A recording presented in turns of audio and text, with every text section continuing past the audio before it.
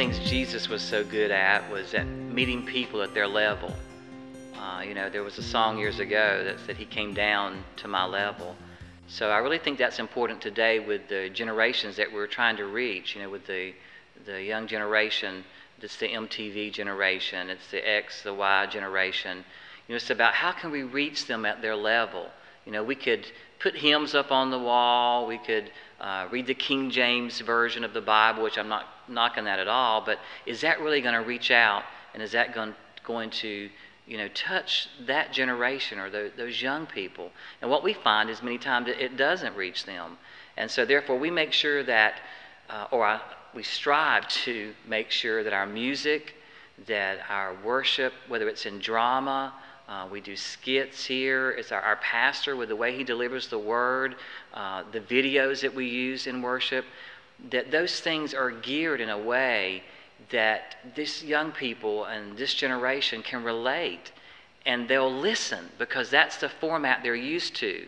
That's the avenue that they're used to receiving their communication. FaithWalk is a bit of a different type of church that I think to some degree addresses some of the needs of people more my age. I'm almost 20 years old, and it's, I think, a little more tailored to people who are my age and have sort of my interests. Speaking from the standpoint of a college student, not everyone is interested in going and reading out of a hymnal and listening to a sermon at a traditional church. I think some of them view that as for more of the older crowd. And for people my age, when you have all these new types of technologies, multimedia, and things like that are being incorporated into our lives constantly at school, when you take some of those things and apply those to religion, put them together, I think it tends to take the people who already are latched onto these technology ideas and gives them a way to mix that in with their faith and spiritual experiences. I think it's really important to understand media and the arts as a way of connecting everyone.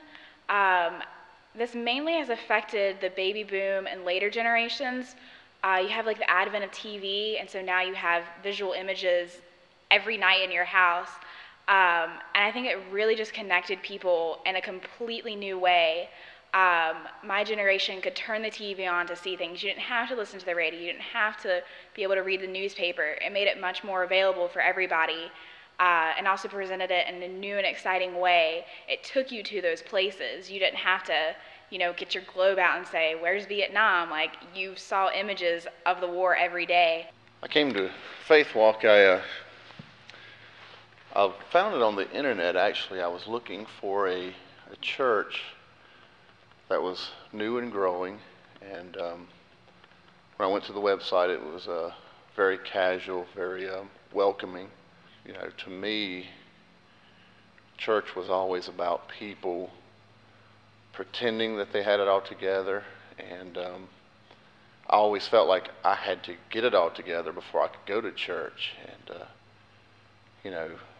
here at FaithWalk, we're a lot of screwed up people, and we don't try to hide that. We come here and we're vulnerable.